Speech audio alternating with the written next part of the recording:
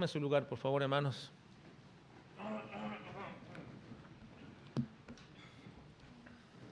Estamos viendo Hechos capítulo 12, la adversidad y los enemigos en la vida cristiana. Comenzamos este tema la semana pasada en el avance del capítulo 12 de Hechos. La adversidad y los enemigos en la vida cristiana. Hoy vamos a ver los versículos 6 al 19 bajo la temática echando todas nuestras ansiedades sobre Cristo. Echando todas nuestras ansiedades sobre Cristo. La preocupación excesiva, la intranquilidad constante, la fatiga continua, la falta de concentración, la irritabilidad continua y constante, la tensión muscular y la agitación cardíaca, la dificultad para dormir, los ataques de pánico espontáneos, los temores injustificados y la poca sociabilidad son 11 de los síntomas más comunes de una persona que padece ansiedad. Ahora, esto es en el término médico y en el ámbito de las emociones. Déjeme agregar a estas 11 más comunes síntomas de una persona que padece ansiedad, 3 más. Pero son 3 más que evidencian que algunos cristianos padecen de ansiedad. 3 evidencias que también presentan o se presentan entre los cristianos además de las anteriores. Primero, dificultad grande para cumplir con las tres prácticas que ejercitan y hacen crecer la vida espiritual: el orar, el leer la Biblia y el reunirse con la iglesia. Esa es una manifestación más de ansiedad en el ámbito cristiano. La dificultad para ejercitarnos en la oración, en la lectura de la Biblia y en reunirnos con la iglesia. Si de vez en cuando oramos, si de vez en cuando leemos la Biblia y si de vez en cuando nos reunimos en la iglesia, es un síntoma de ansiedad en los cristianos. Ahora, una segunda señal de ansiedad, además de todas las que ya se mencionaron, es también una excesiva preocupación por las cosas materiales. Ese es un síntoma entre los cristianos de ansiedad. Una excesiva preocupación por las cosas materiales.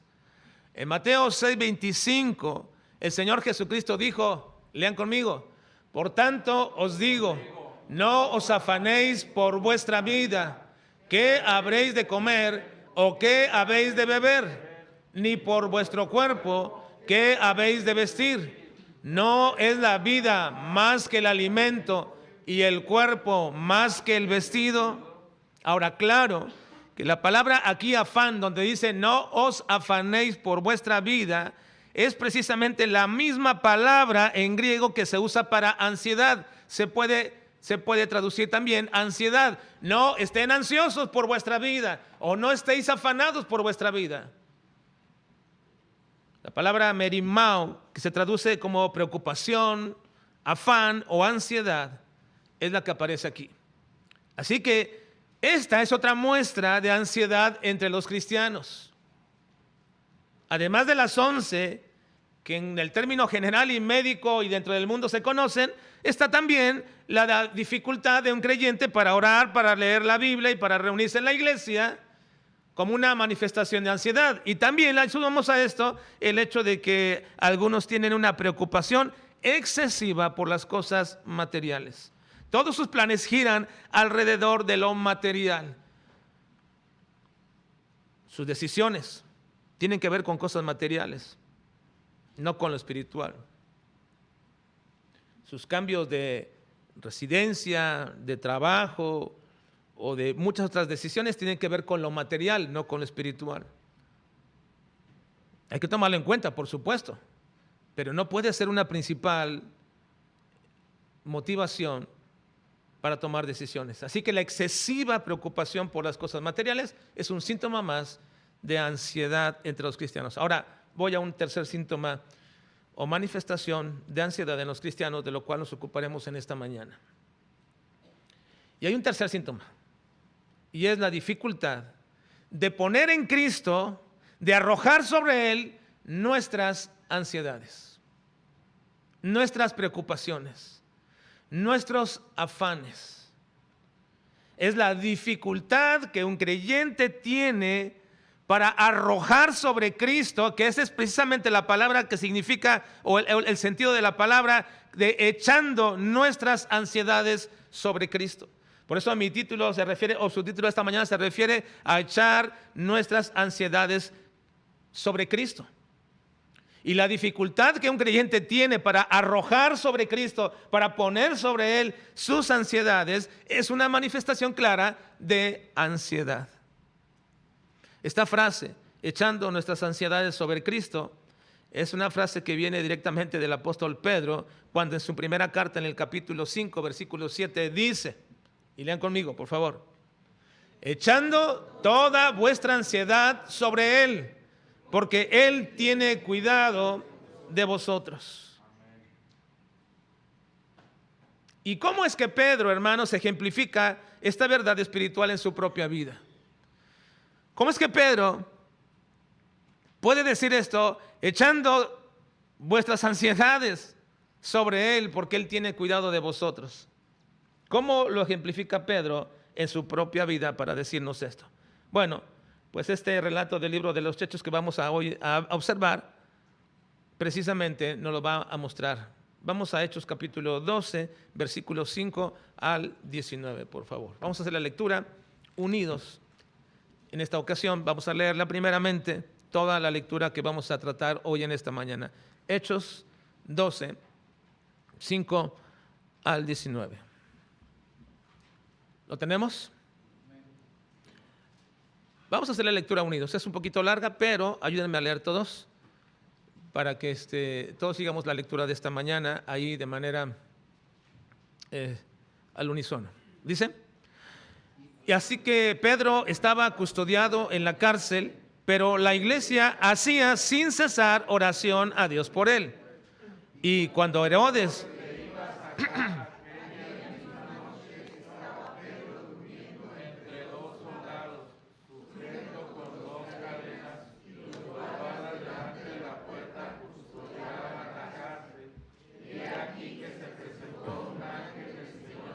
y una luz resplandeció en la cárcel, y tocando a Pedro en el costado, le despertó, diciendo: levántate pronto, y las cadenas se le cayeron de las manos. Le dijo el ángel: cíñete y átate las sandalias. Y lo hizo así. Y le dijo: envuélvete en tu manto y sígueme. Y saliendo le seguía. Pero no sabía que era verdad lo que hacía el ángel, sino que pensaba que veía una visión. Habiendo pasado la primera y la segunda guardia,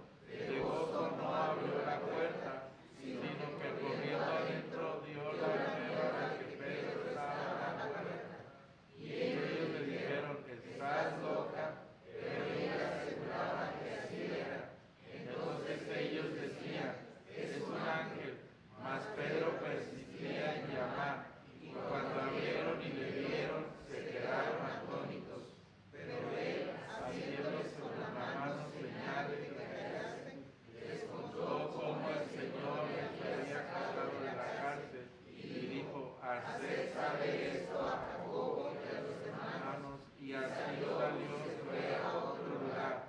Luego fue de día, hubo no poco alboroto entre los soldados sobre que había sido Pedro. Mas Herodes, habiéndole buscado sin hallarle, después de interrogar a los guardas, ordenó llevarlos a la muerte. Después descendió de Judea a Cesarea y se quedó allí. Este relato del libro de los Hechos nos manifiesta cómo es que podemos echar nuestra ansiedad sobre Cristo. Y quiero observar con ustedes, hermanos, 3 aspectos de este relato. El primero, el goce y el beneficio de descansar profundamente en el cuidado de Dios. Hay un gozo y un beneficio, hermanos, en descansar profundamente en el Señor. Vean el versículo 6 y 7. Dice: y cuando Herodes le iba a sacar aquella misma noche, estaba Pedro, ¿cómo? Durmiendo entre los soldados, sujeto con 2 cadenas, y los guardas delante de las puertas custodiaban la cárcel. Y aquí se presentó un ángel del Señor, y una luz resplandeció en la cárcel, y tocando a Pedro en el costado, le despertó, diciendo: levántate pronto. Y las cadenas se le cayeron de las manos. Imagínense, hermanos, por un momento esta escena. Pedro sabía que Herodes ya había matado a Jacobo, uno de sus amigos más cercanos. Lo vimos la semana pasada. Como Pedro, Juan y Jacobo eran un círculo íntimo, muy cercano. Y Pedro ya sabía que Herodes había matado a espada a Jacobo. Esto debió haberle calado profundamente, no solamente a él, sino a toda la iglesia, y entre también los apóstoles, la muerte de Jacobo. Y además, también debió ponerlos en alerta y en una gran preocupación de que esto no hubiera sido una consternación dentro del pueblo en la ciudad, sino que al contrario, esto les preocupó, que la gente se alegró de la muerte de Jacobo. Hay que recordar, hermanos, que los principales enemigos de los cristianos por esa época eran los judíos. Ellos habían estado pugnando por su exterminio a las autoridades romanas. Y las autoridades judías, aunque tenían ciertos límites, también tenían ciertas libertades al respecto. Y habían utilizado esas libertades con la mayor amplitud posible para poder hostigar, perseguir y hacerle imposible la vida de los cristianos en la tierra judía. Y parece que hasta ahora habían sido escuchados por su rey, que aunque también les era despreciable, al menos hizo algo para congraciarse con ellos. Mató a Jacobo. Y ahora había arrestado a Pedro con la misma intención.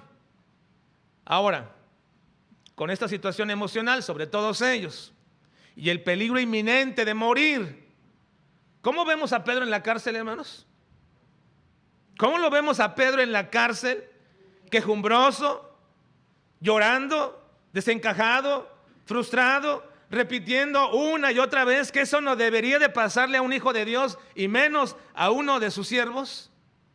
No, Pedro estaba dormido en medio de sus celadores. Las condiciones, hermanos, para asegurar a Pedro y para que no escapara o intentaran liberarlo eran extremas.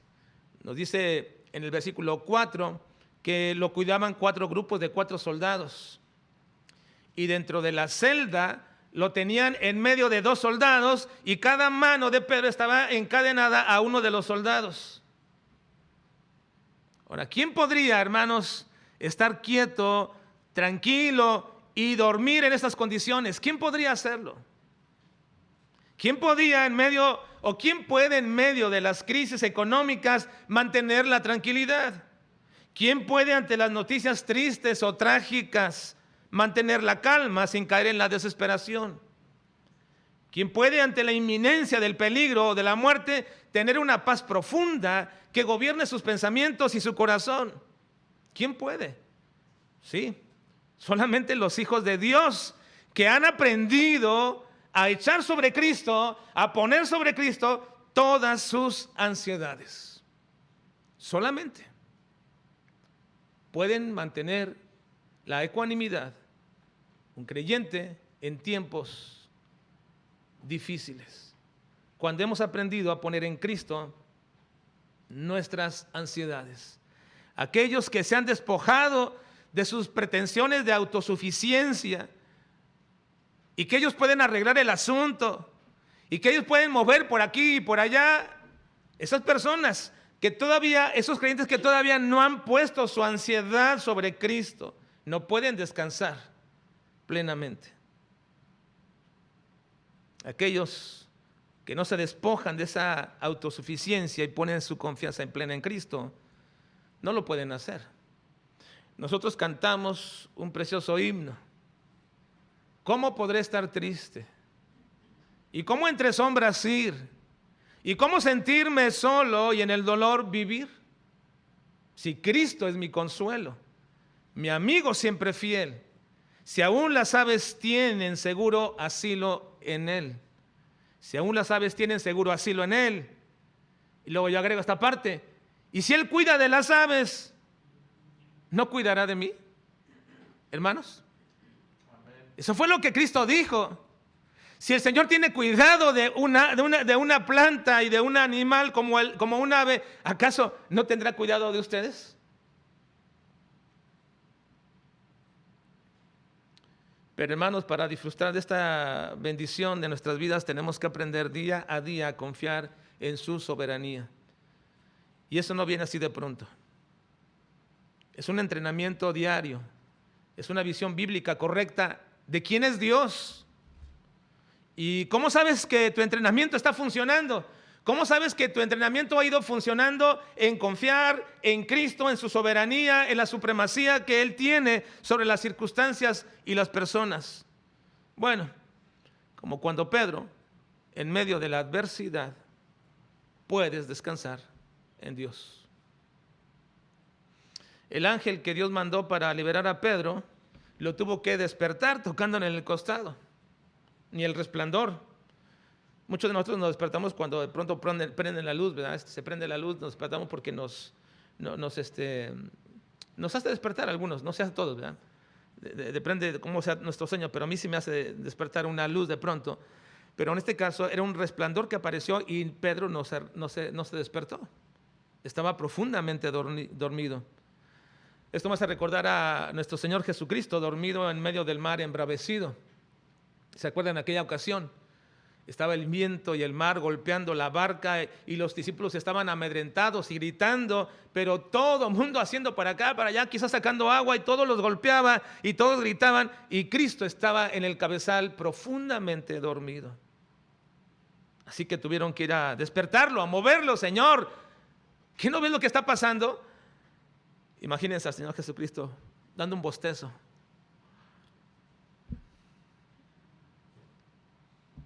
¿Por qué estáis así? ¿Cuál fue la recriminación de Cristo a estos hombres? ¿Cuál fue la recriminación de Cristo a sus discípulos, hermanos? ¿Cuál fue? Vean Mateo 8:26. Dice, Él les dijo, ¿por qué teméis, hombres de poca fe? Entonces levantándose reprendió a los vientos y al mar y se hizo grande bonanza. La recriminación de Cristo a sus discípulos es que eran hombres de poca fe. Eran hombres de poca fe, pero no poca fe en sí mismos. No poca fe en un posible cambio de circunstancias. No poca fe en la consistencia y durabilidad de la barca. No poca fe en que después de la tormenta, como muchos dicen, viene la calma. No poca fe en su experiencia como hombres de mar, sino poca fe en Dios. Porque nada acontece si Dios no lo permite. Y si en carretera vamos, si hay un accidente y morimos es porque Dios lo permitió. Y si no sucedió es porque Dios no lo permitió. Nada tiene que ver las circunstancias, nada tiene que ver la casualidad, nada tiene que ver ninguna cosa que esté fuera del control del Señor.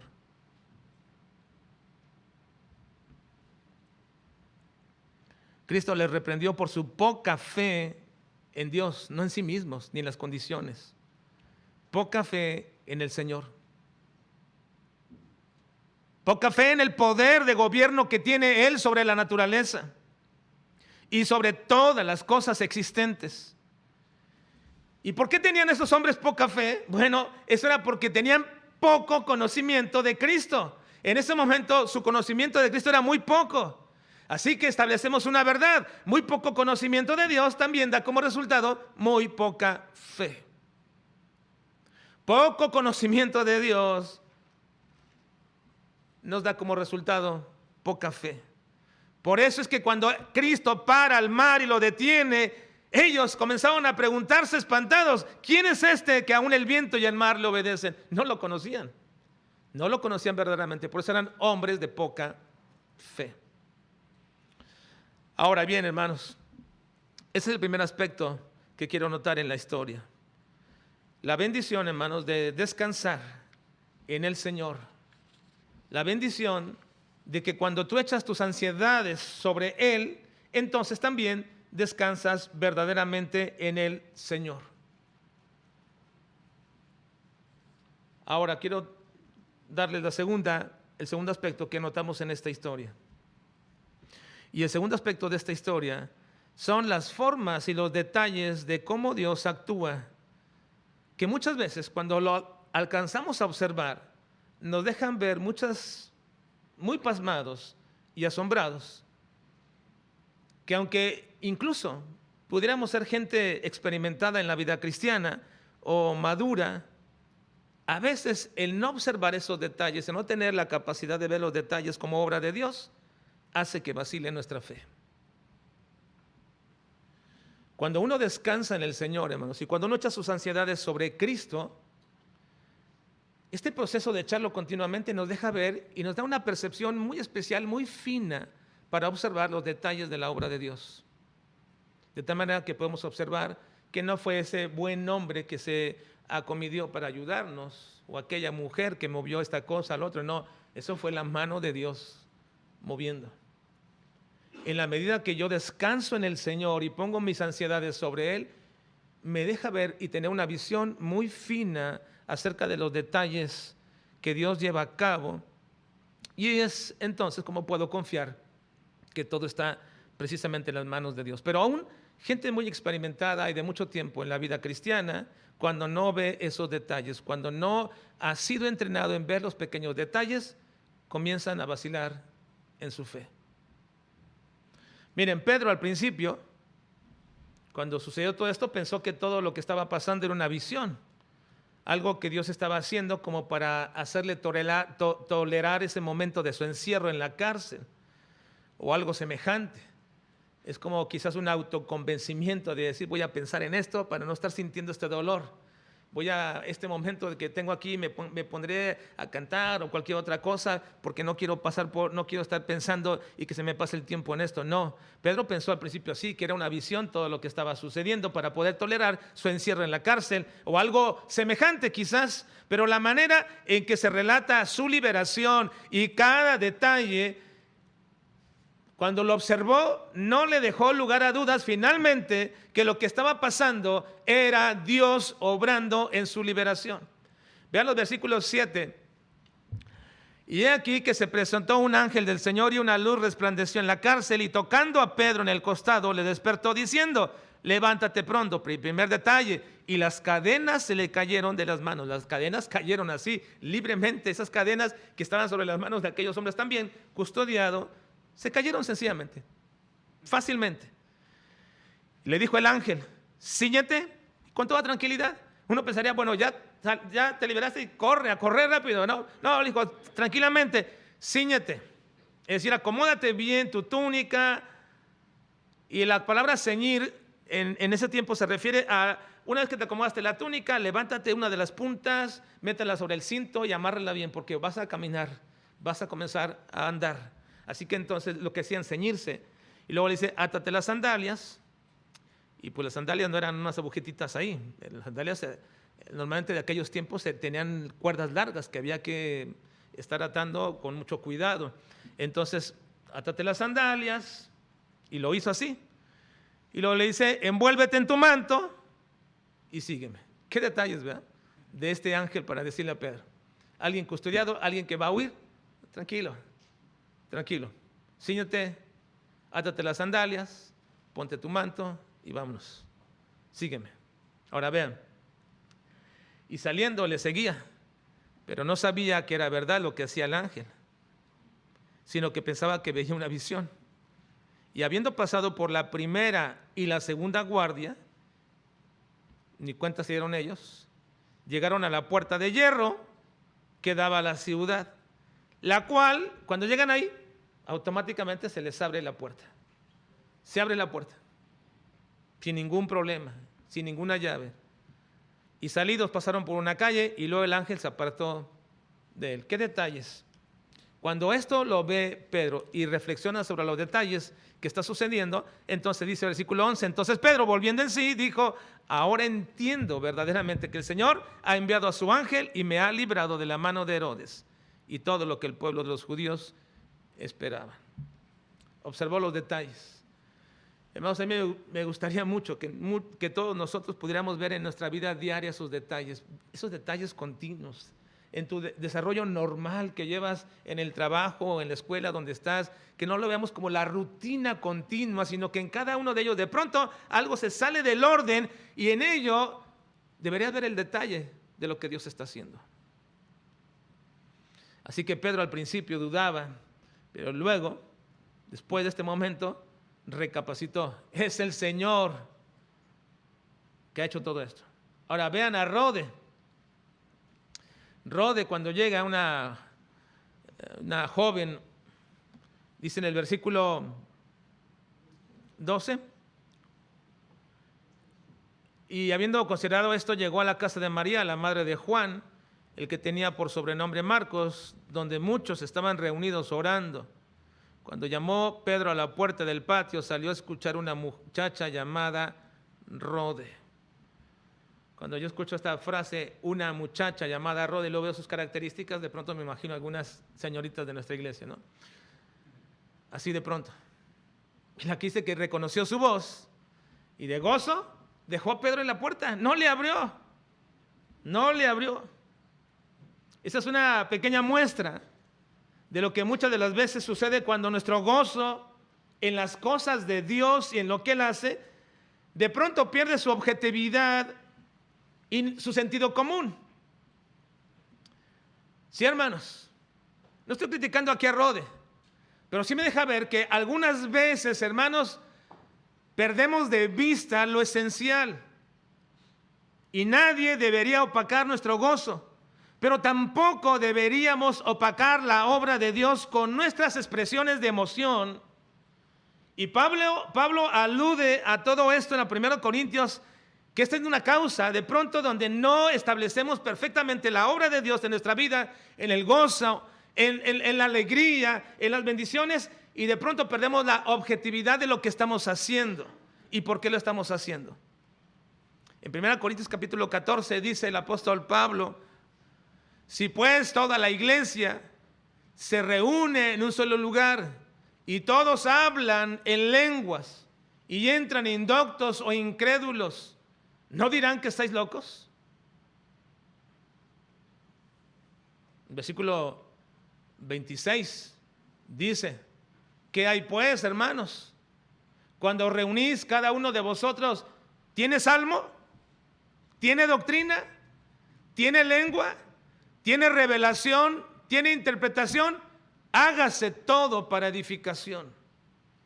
Y el mismo pasaje dice, hagamos todo decentemente y con orden. La decencia es algo que tratamos de mantener en la iglesia.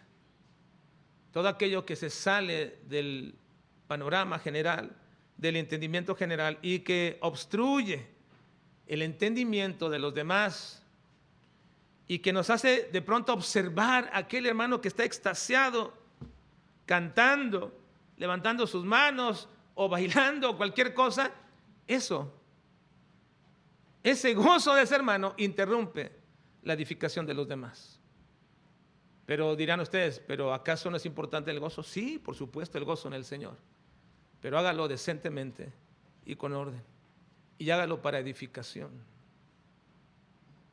Porque a veces el gozo de muchos opaca la obra de Dios. Nadie debe opacar nuestro gozo. Qué bueno que seamos gozosos. Qué bueno que podamos expresar un amén o un gloria a Dios. Qué bueno que podamos de pronto sentir en nuestras vidas esas emociones importantes de las verdades bíblicas que cantamos o de que escuchamos también en la predicación. Qué bueno, pero no deberíamos hacer que nuestro gozo nos haga perder la objetividad de lo que estamos haciendo. Esto fue lo que pasó precisamente con Rode. Rode vio a Pedro en este momento, lo vio a Pedro y del gozo, ¿qué hizo? Salió corriendo y lo dejó afuera. Eso es una manifestación de cómo de pronto las emociones en algunos nos hacen perder la objetividad y el sentido común, pero sobre todo, hermanos, hacen que opaquemos o estorbemos la obra que Dios está haciendo. No me van a...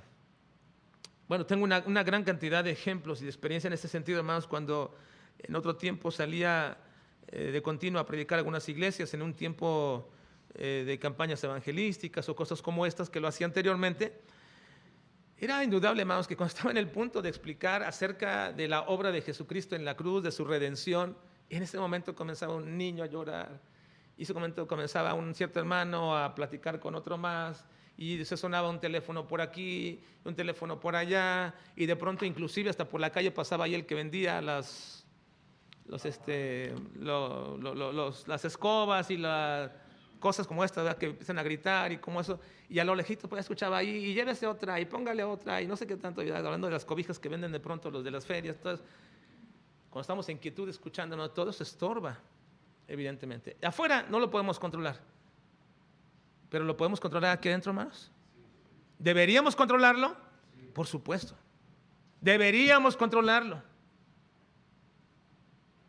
Y no debemos dejar que el gozo y las emociones estorben la obra que Dios está haciendo en la vida de todos nosotros que nos reunimos. Ahora bien, ese es el segundo aspecto. Pero también dentro de este aspecto hay una más. Pedro al principio pensó que era una visión. Rode estaba en su gozo y en su alegría, estaba precisamente perdiendo la objetividad, pero a una tercera más. Y es el observar aquí, hermanos, en esta historia, la iglesia credo dudosa. Una iglesia credo dudosa. Ahora, no busquen en el diccionario la palabra credo dudosa, porque no está. Esa la inventé para decirles, hermanos, que hay una combinación muy rara en esta parte de la historia. Sí, hay una combinación muy rara en esta parte de la historia dentro de la iglesia. Porque precisamente, hermanos, la iglesia estaba orando por la liberación de Pedro. Y cuando Pedro es liberado y Rode les da la noticia, le dicen a Rode que está loca, que ha perdido la razón. Y cuando oyen los toquidos de Pedro y Rode insiste que es Pedro, ellos dicen, es su ángel. Me parece, hermanos, que esta reacción es más común de lo que pensamos en las iglesias. Esta combinación de creer y dudar juntos. Una iglesia credo dudosa. Y me parece que es muy común, hermanos, en las iglesias. Preparamos todo para mejorar el desarrollo de la iglesia en la mayor parte de las áreas de ministerio. Preparamos un buen culto, buenos cantos, preparamos todo y después estamos tan preocupados atendiendo tantas cosas, saliéndonos, entrando, finalmente haciendo tal cosa o distrayéndome como sea o agarrando cualquier cosa, pero preparo todo para este momento y no estoy concentrado en ello. Me parece, hermanos, que cuando la iglesia está preparando todo para que se desarrolle mejor la iglesia en la mayor parte de las áreas de ministerio, luego autolimitamos nuestra participación en ello. Esta es una iglesia credo dudosa. Sí, oramos, pedimos que el Señor bendiga este o cual ministerio, este servicio, y luego cuando se pide que puedan participar, me limito, ya no lo hago. Y no lo hago porque creo que las cosas no van a resultar.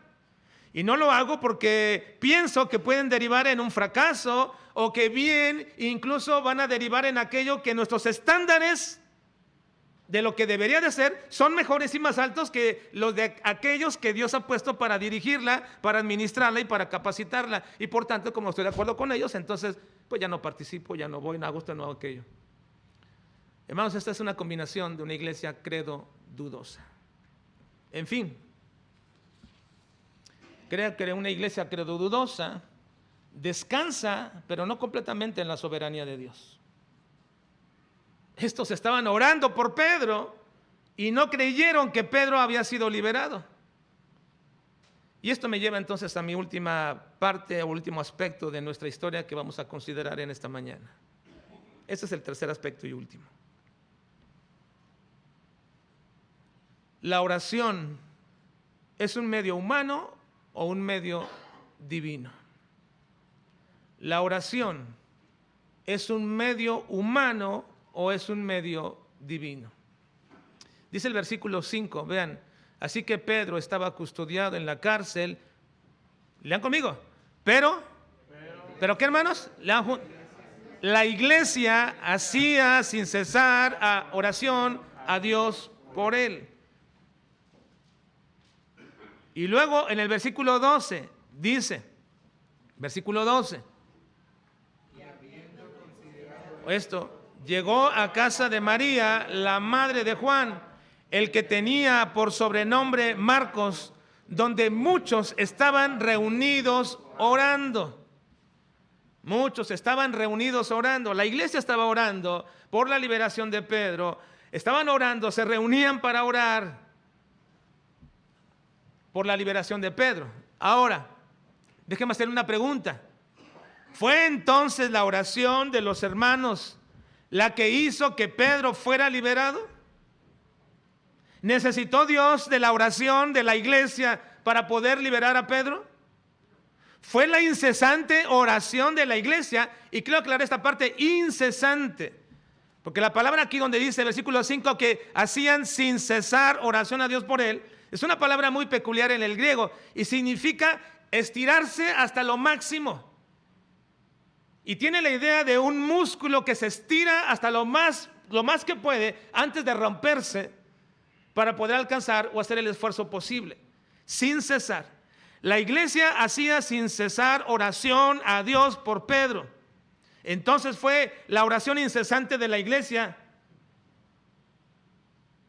que convenció a Dios de que sería bueno liberar a Pedro.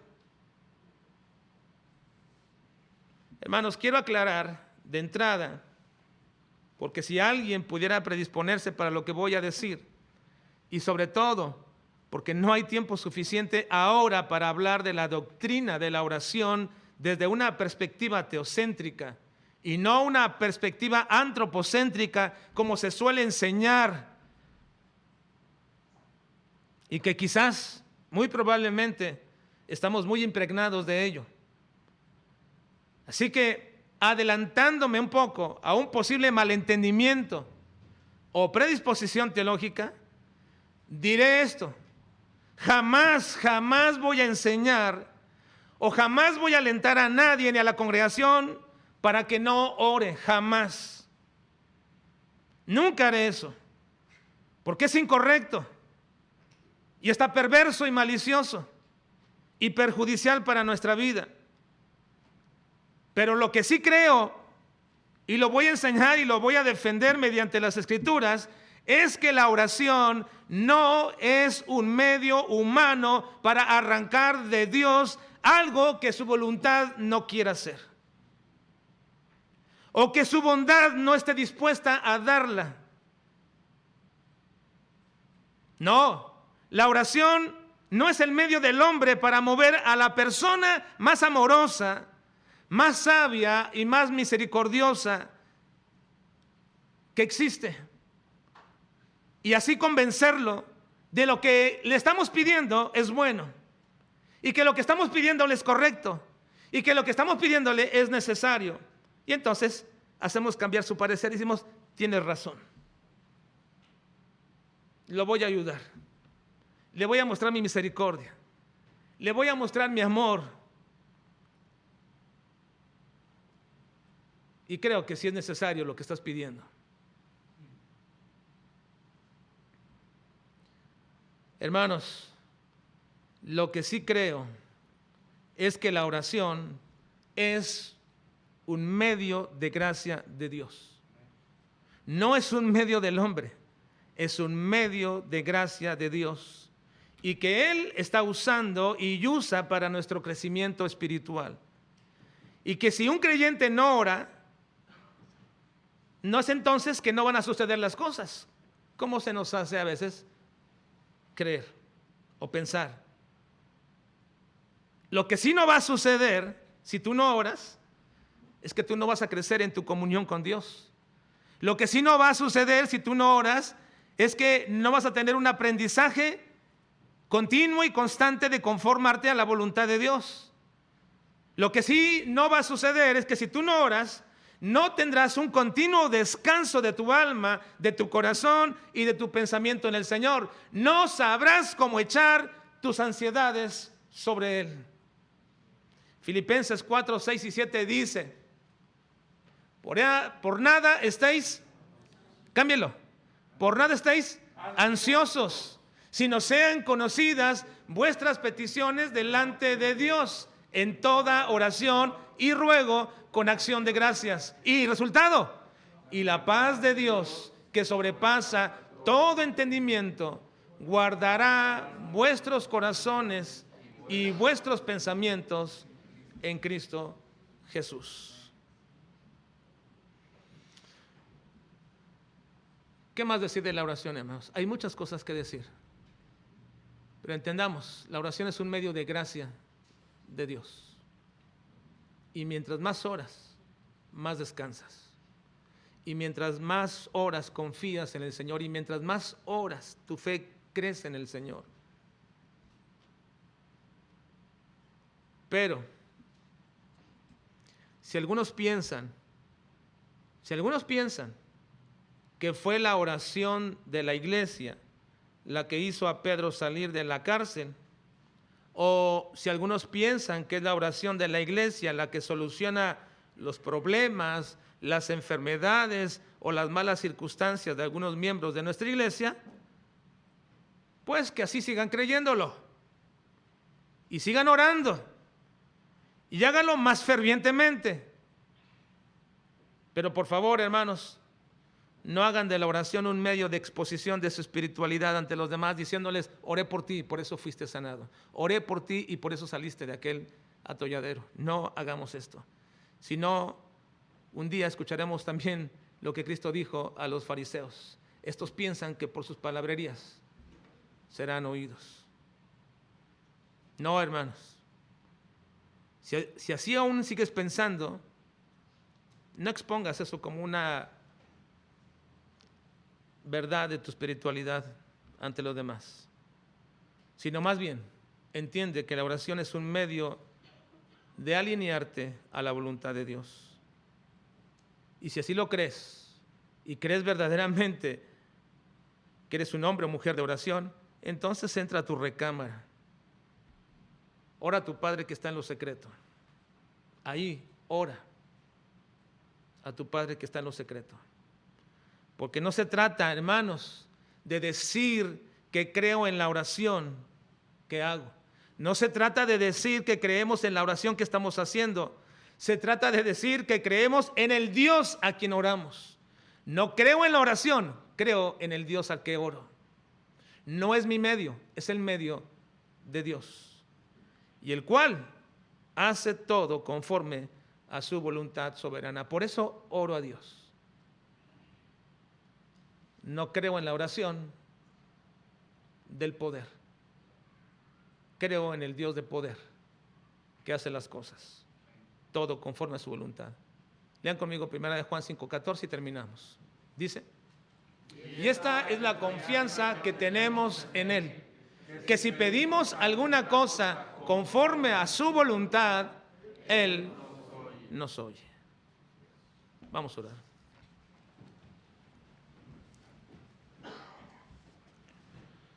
Una vez más, Padre, estamos tan agradecidos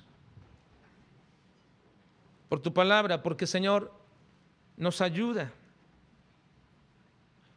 Nos ayuda, Señor, a entender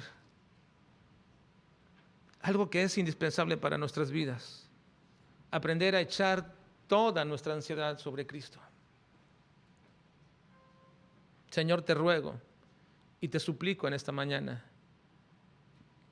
que si alguien está padeciendo esta situación y proceso de ansiedad, Señor, enséñale, guíale con tu Espíritu Santo a que aprenda a echar toda la ansiedad sobre Cristo. No podemos liberarnos de las adversidades porque ni siquiera tú, Señor, quieres liberarnos. Lo puedes hacer si te place, Padre, pero no te ha placido. Desde que hemos nacido, Señor, ha sido una dura lucha y la continuamos hasta el fin de nuestros días. Y ha sido tu plan, Señor, que por todo ese proceso y brega en la vida, nosotros aprendamos una gran verdad: a echar nuestra ansiedad sobre Cristo.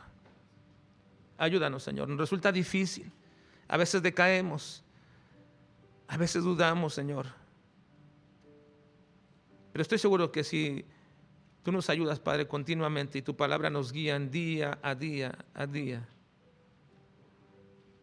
iremos aprendiendo cada vez mejor, Señor, a poner toda nuestra ansiedad sobre Jesucristo. Ayúdanos, Padre. Lo suplicamos y lo pedimos en Cristo Jesús. Amén.